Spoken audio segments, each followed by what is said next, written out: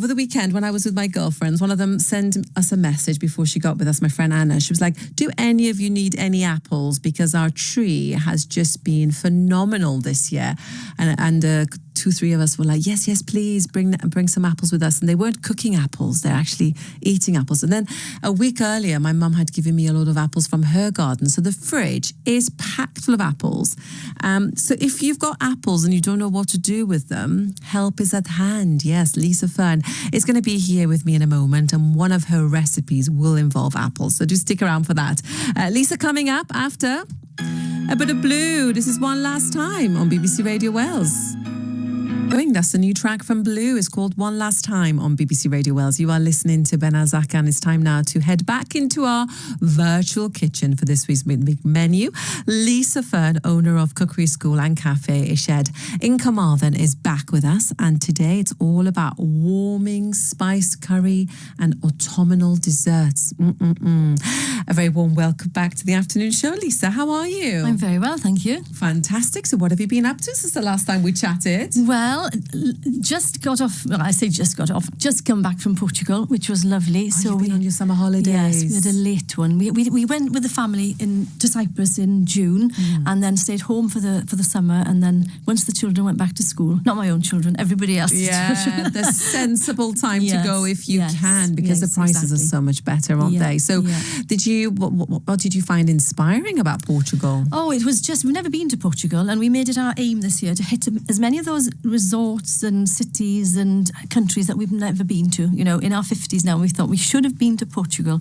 And I must say, it was delightful. Fresh produce, fish markets, and also the prices, so good in comparison. I think Britain is very expensive at the moment, so we were very happy to see that a nice, good meal cost us less than, often £15 a head, which was just remarkable. Actually, when we were in Portugal a couple of years ago, we went to the fish market and we bought beautiful fresh fish that was caught like hours earlier, and we just barbecued it. I just remember thinking, God, that's delicious. But to do it here, I mean, piece of fish now, you're looking at a decent piece, about 15 quid even in the market, isn't it? Yes. But still, it's a nice treat. You've been back at the Cookery School since you've come back, and you've got a fresh batch of workshops coming up. How's it all going?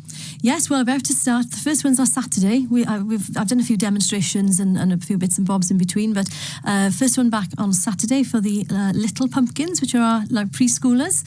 So they do a mixture of craft and cookery. So you mentioned apples. It's apple month for us at the Cookery School, so it's apple pie and sausage, apple and sausage sliced, I should say, and then there's pie and pancakes for the teens.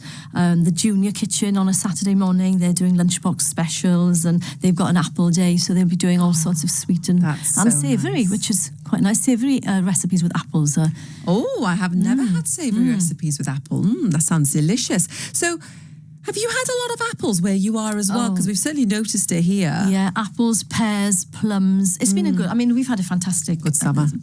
Yeah. A little bit dry perhaps, but on the whole, all the fruit seem to have, we've got plenty of them. So we need lots of recipes. That's positive news. And what is the first recipe you're sharing with us today? Well, the first one can involve apples. It's not on the recipe, but it can be added. So I've done a spiced butternut squash and coconut curry. So is that as well as the butternut squash? Yes. Or instead? As well as. So I'm going to start with the base of a lot of stews, casseroles. I've put curry here because I feel stew and casserole are such old-fashioned terms. So I put curry in there, but it isn't really a curry. It isn't a classic curry. But we're going to start with shallots. I love shallots because they are very easy to chop, because they peel a lot easier than the classic onion. Yeah. Especially the banana shallots, the long ones. But little tip for you, if you want to keep your onions whole in any stew or casserole, buy the little round shallots. They are a bit more fiddly to peel, but put them in boiling hot water. You don't have to cut it, do you? No, you don't. And the thing is, when it cooks, even when it's cooked through and boiled, if you like, it stays together because you've kept that root and shoot and the whole onion intact. You know, an onion falls apart when you slice it. If you keep the little shallot whole, you'll have them coming out. So peel it and then boil it. And then pop it in. Okay. So start with about 500 grams of shallots, and then about I've got weights here, but it isn't really relevant. I would say a whole butternut squash. and I'll come back to that in a second. Just fry those off in a little oil, about 2 tablespoons of oil. Again, if you're watching your oil consumption, stroke calories, stroke energy, measure it out. We tend to just glug it in, and sometimes, we put more oil in these dishes than we think. And then I've just added some red peppers, 3 cloves of garlic, so it's quite garlicky, which is good this time of year. Keep those bugs away and those coughs and colds. Absolutely, yes. And then I'm spicing it with Cajun seasoning. Now, I'm a big fan of Cajun seasoning because it gives heat and warmth, but without being that obvious curry flavour. So we're not talking cumin. I think last time we used cumin when I was in. This time we're staying away from the sort of classic Indian, maybe curry spices. We're just going Cajun, and it adds a really nice heat. Cajun seasoning at home. Oh, do you know what? Once you discover it, it is okay. It is very good. All right. Because you can add it at the end of a sauce as well, just to add a little bit of more heat or more flavour.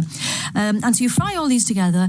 You add a tin of tomatoes, a tin of coconut milk, and half a tin of water, and a stock cube, whichever stock you use, and you just simmer it until everything is nice and soft. Now, the smells that come off this, because you've got the sweetness of the butternut squash, you've got the spice, then you've got the red pepper, the tomatoes. It's such a lovely colour. It's so warming. And regarding the butternut squash, easy substitute next month. If you're carving pumpkins, use the pumpkin flesh. Yes, you can modify it as you go. Yeah, or if they're selling them off after Halloween and you've got a whole one, just dice it up, take the seeds away, or leave them in, it doesn't really matter. Bake them in the oven, and then you can pull the flesh like a pulled pumpkin, like a pulled aubergine, and just pop that flesh in instead.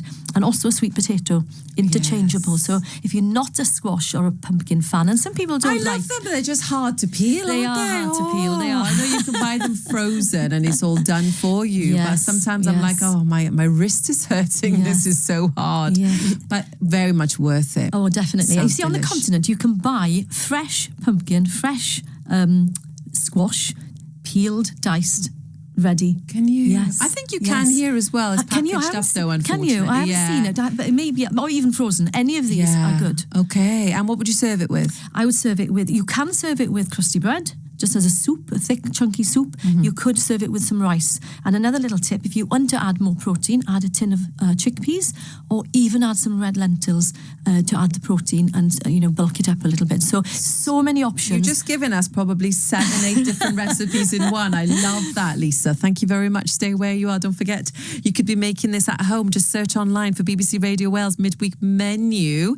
And Lisa's going to be giving us some pudding after Faith Hill. But first, just this kiss on BBC Radio Wales. Thank you very much for joining in. We are in the Midweek Menu kitchen this afternoon with Lisa Fearn, owner of Cookery School and Café Shop in Carmarthen.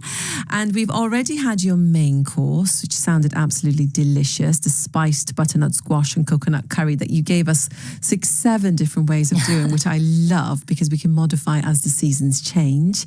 But we do like a pudding, and especially one that has apple in it, because we've got so much apple we don't know what to do with. Yeah, and another little modification of the last recipe, you can even add apple into that. Oh, you said yes. It adds nice sweetness, because very often when you do a savoury dish and it doesn't quite, and you think, does it need more salt? Does it need more of this? What? It's sweetness very often is lacking. It will balance it out. Yeah, exactly. Love that. Okay, so what are we making now? Well, we're going to make an upside down blackberry and apple cake. So let's kind of describe what an upside down cake is, because it sounds like it could be difficult. Not at all, not at all. You just need your normal cake tin, but we're going to line it, and then we're going to put the fruit at the bottom, and then of course when you turn it out, you serve it upside down, so the fruit is on the top. Mm-hmm. Okay. Mm-hmm. So it is very... Is that to stop it burning? Does that help? I think it's just to make a nice gooey bottom. It's not exactly self-saucing, but it creates a nice... It looks pretty, and it creates a nice moist top to the cake, and that goes down through the sponge. And it is such an easy one, because I've given you easy recipes today. That's what we need. It's the middle of the week. But they are delicious. So this one, I sometimes call it my 150 gram cake, because it's 150 grams of caster sugar, of butter, or the best margarine, and then 150 grams of self-raising flour, and 150 grams of almonds, and 2 eggs, and that is it. So 150 grams of all the ingredients. And why do you add the ground almonds as well as the flour? Because sometimes you get one or the other. Yes, I know. It just makes it so lovely and moist. Obviously, be aware of anybody with nut allergies, which often isn't for almonds, but be aware. But no, an almond in cakes makes it sort of retain moisture, and it's one of those cakes that becomes better on day 2. Okay. Rather than a sponge which dries out. Yes, so it's more cakey perhaps than spongy, but it's lovely.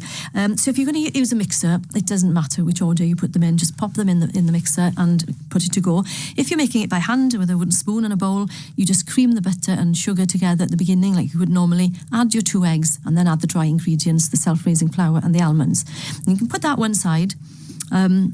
If you want to, by the way, you could add a little touch of baking powder just to give it a little oomph. Extra. Just a little extra. Like half a spoon or yes, half a teaspoon, yes. Especially if your self-raising flour has been sitting in the cupboard for a while.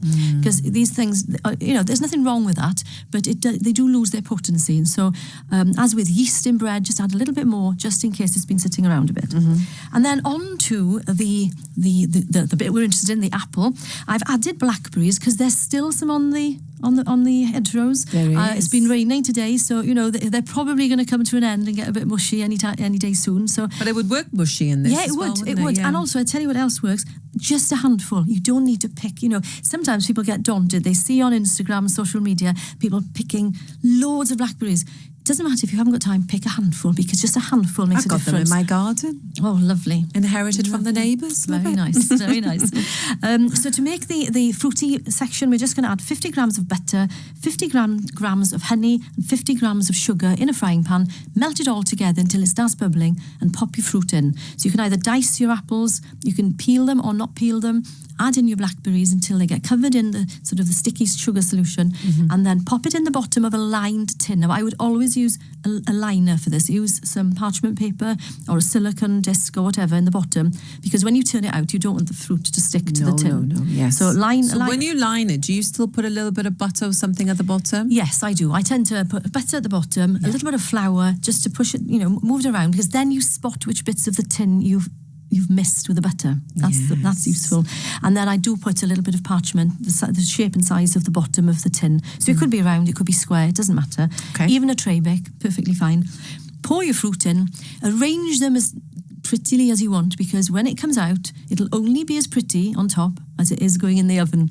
So if you want to make a little pattern with your maybe half moons of apple slices or your diced apple, make it nice. Cover it with your sponge mixture and then pop it in the oven for 30 to 40 minutes on about 180 to maybe 160 to 180. If you find it browns too quickly, just turn it down 10 degrees and pop it down lower in the oven, and then let it cool for maybe 5-6 minutes, because it can be very hot coming out the oven.